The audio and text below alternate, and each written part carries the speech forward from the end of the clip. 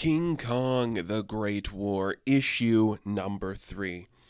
The more I think about this book, the more I do like it. It's really fun, really fast. It doesn't rest. It's just like, here you go, get in, get out, have fun with these guys. It is kind of interesting, the Great War title, because aside from these guys like being soldiers, like the war isn't really like a theme. Like it's World War One adjacent. These guys have fought in the war.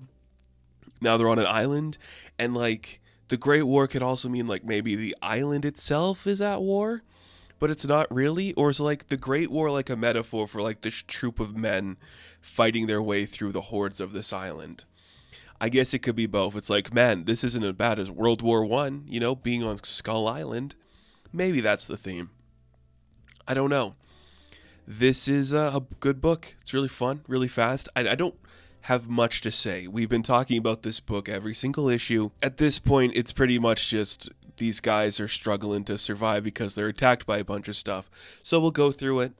We'll see what happens. We open up the book. It's day 3. They're attacked by a Tyrannosaurus Rex. The guys try to run away. One of the men gets eaten. A couple more of the men get eaten. It's not looking good. One of them falls off a cliff, and that's where the captain's like, oh, we're close to like the edge of a precipice. I can push the dinosaur off the cliff if I hit it in the ankle.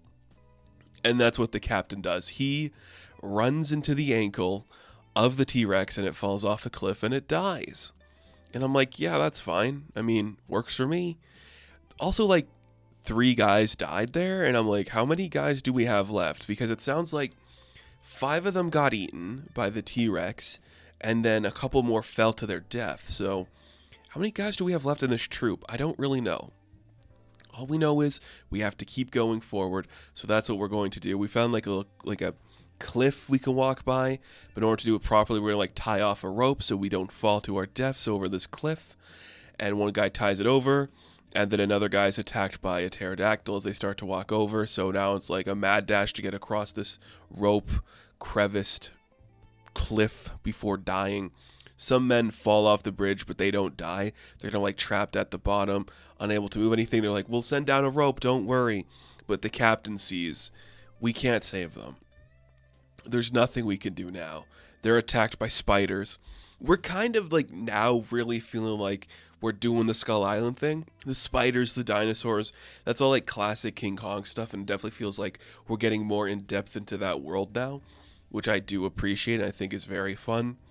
It looks pretty cool. The captain like talks to one of his guys, Hugo. He's like, you can't do this. They're dead men already. And if we start firing bullets, it's just going to alert more creatures to our side. So Hugo's like, okay, I don't feel good about this. So he does send a couple bullets the way, and it's not looking good for his men. That's what's happening here. And that's the book. Essentially, that's the book. The idea that they shot off the gunfire is like a big threat is upon us now. We're going to be deep in the belly of the beast. One more night in hell. What could go wrong? King Kong starts stalking them from some other area. I'm like, okay. One page of Kong in this book. Kong hasn't really been like a focal point in this story. And I get it. It's about like the men trapped on this island that's like a remnants of war or whatever. But Kong is I guess Kong is like how you sell the book. You can't call it like Skull Island the Great War, because what would that be? Who cares?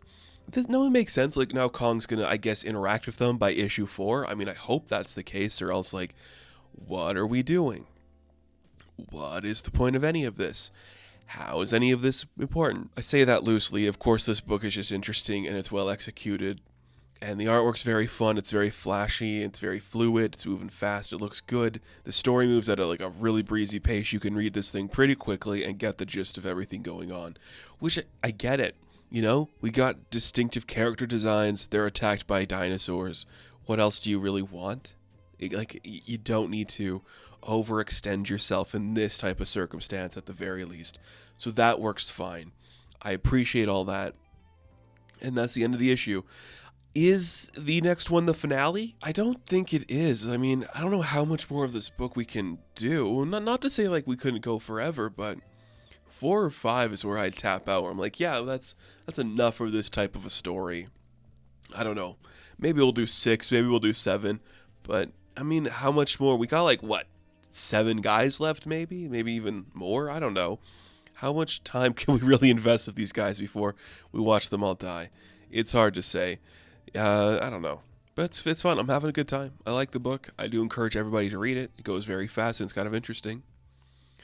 So, King Kong, The Great War, issue number 3, I am going to give a 7 out of 10. Now, thank you all for watching this review. Be sure to like and subscribe to the channel. As always, you can check me out on Instagram, TikTok, and Twitter. And as always, I will catch you in the next one. Have fun. Stay safe. Good luck.